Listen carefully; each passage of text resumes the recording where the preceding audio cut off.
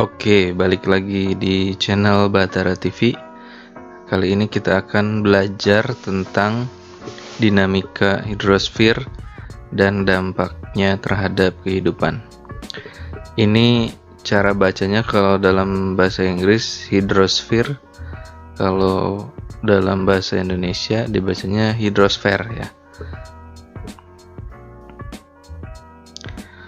Persediaan air di bumi 96,53% itu adalah laut dan samudra. Kemudian air yang ada di dalam tanah itu hanya 1,69%, dan es dan gletser itu 1,78% yang tersebar di kutub utara dan kutub selatan.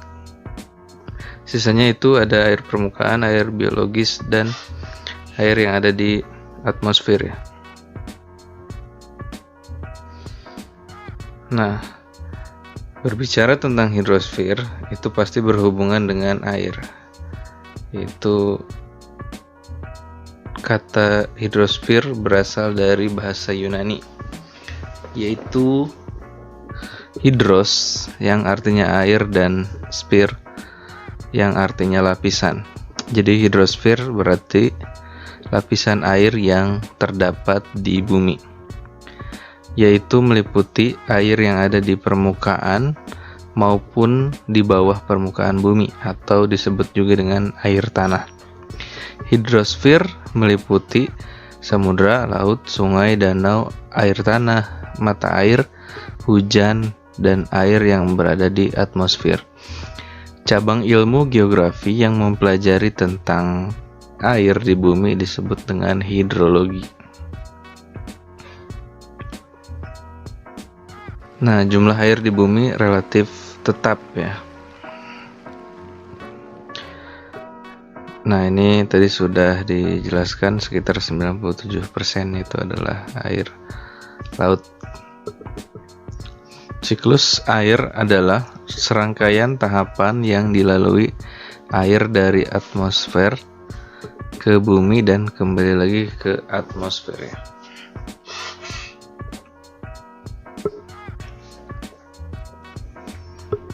Siklus terjadi melalui proses-proses berikut, yaitu ada evaporasi, sublimasi, transpirasi, evapotranspirasi, kondensasi, adveksi, presipitasi, aliran permukaan atau runoff, dan infiltrasi ya.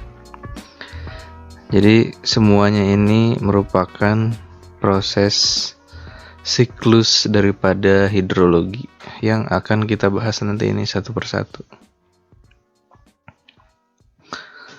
Yang pertama itu evaporasi. Evaporasi adalah proses penguapan air oleh panas matahari. Penguapan tersebut mengubah wujud air menjadi gas. Nah, jadi intinya ini tuh penguapan ya. Dari air laut misalnya menguap menjadi awan gitu ya, ke udara gitu.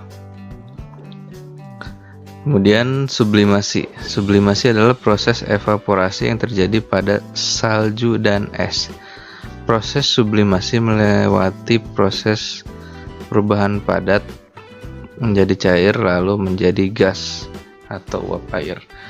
Ya, jadi bedanya kalau yang tadi itu airnya air laut atau air sungai atau air rawa, kalau sublimasi itu adalah dari es atau salju yang kemudian mencair dulu, baru kemudian berubah menjadi uap air. Yang berikutnya adalah transpirasi. Transpirasi adalah proses penguapan air dari tumbuh-tumbuhan melalui stomata atau mulut daun. Nah, jadi ini juga sama, ini juga adalah proses penguapan. Kalau yang tadi itu dari benda mati ya, seperti laut, kemudian sungai atau es. Nah, kalau transpirasi itu kata kuncinya adalah dari tumbuh-tumbuhan. Jadi penguapannya itu terjadi oleh tumbuh-tumbuhan gitu, melalui stomata dan mulut daun. Kemudian evapotranspirasi. Evapotranspirasi adalah gabungan dari evaporasi dan transpirasi. Evapotranspirasi dapat menggambarkan nilai kebutuhan lingkungan, vegetasi atau daerah pertanian. Jadi gabungan antara evaporasi dan transpirasi. Contohnya itu seperti sawah ya. Jadi di sawah itu kan ada genangan airnya. Nah, genangan airnya itu nanti menguap, itu evaporasi. Kemudian padinya juga itu mengalami penguapan, itu transpirasi. Nah, dua-duanya mengalami penguapan secara bersamaan. Nah, maka itu prosesnya disebut dengan proses evapotranspirasi gitu ya. Kemudian berikutnya ada namanya kondensasi. Kondensasi adalah proses perubahan wujud uap air menjadi awan, kemudian menjadi tetesan air yang cair karena pendinginan gitu. Berikutnya ada adveksi. Adveksi adalah proses gerakan air secara horizontal dalam bentuk padat, cair, maupun uap melalui atmosfer karena perbedaan tekanan udara. Proses ini membantu pergerakan air dari satu tempat ke tempat lainnya. Berikutnya, presipitasi. Presipitasi adalah proses ketika uap air yang terkondensasi jatuh ke permukaan bumi sebagai hujan.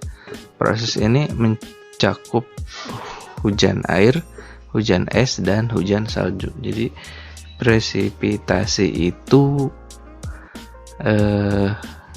boleh disebut sebagai hujan gitu ya. Kemudian ada aliran permukaan atau runoff.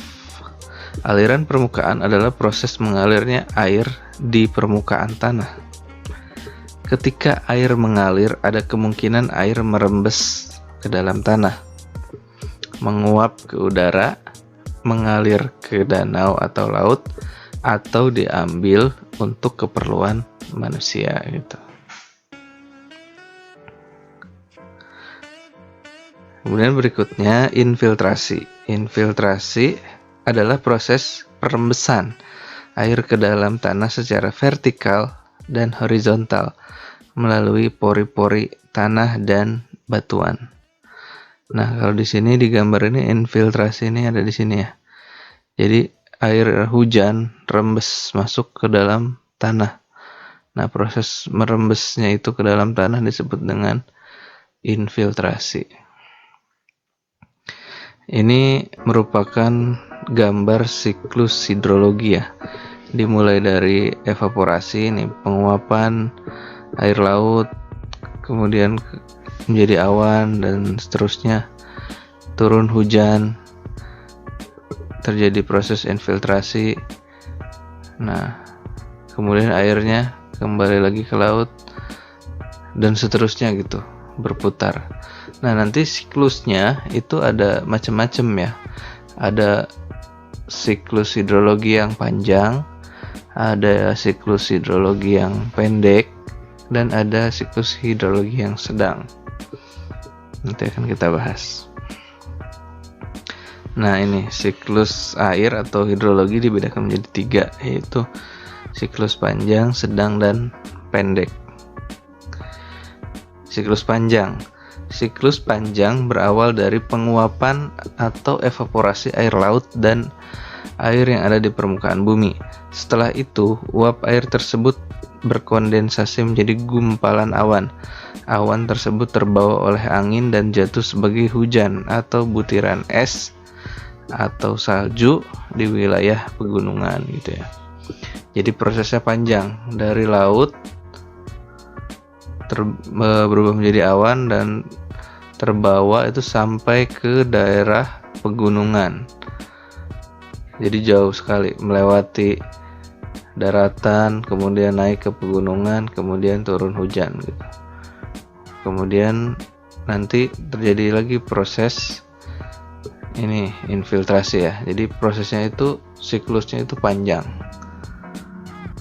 Yang kedua, siklus sedang. Siklus sedang berawal dari penguapan evaporasi air laut dan air yang ada di permukaan bumi. Setelah itu uap air berkondensasi membentuk awan. Awan tersebut terbawa angin sampai ke wilayah daratan dan jatuh sebagai hujan. Nah, jadi bedanya dengan yang siklus panjang tadi, kalau ini turunnya di daratan ya, dekat. Ini laut, terbawa awan, turunnya di daratan gitu. Kalau misalnya di kita mungkin contohnya di Bayah gitu ya. Jadi terjadi hujannya itu masih di daerah daratan, masih di daerah Bayah sampai misalnya Panggarangan, atau masih daerah dekat dengan pesisir pantai gitu, belum ke pegunungan. Nah, kalau siklus panjang itu sampai ke pegunungan, sampai ke gunung luhur, atau sampai ke daerah-daerah yang lebih tinggi gitu intinya. Nah, yang berikutnya, yang terakhir itu siklus pendek. Kalau siklus pendek itu air lautnya itu menguap, berubah menjadi awan, itu tidak terbawa ke daratan maupun tidak terbawa ke pegunungan. Jadi dia itu setelah menguap turun lagi hujan di daerah lautan gitu. Jadi pendek siklusnya. Naik ke atas ke sini, turun lagi masih di sini, masih di laut juga. Naik lagi ke atas jadi awan, turun lagi di sini gitu. Jadi siklusnya pendek. Nah, mungkin itu dulu ya materi hidrosfer bagian pertama. Nanti kita lanjut lagi ke bagian berikutnya. Terima kasih.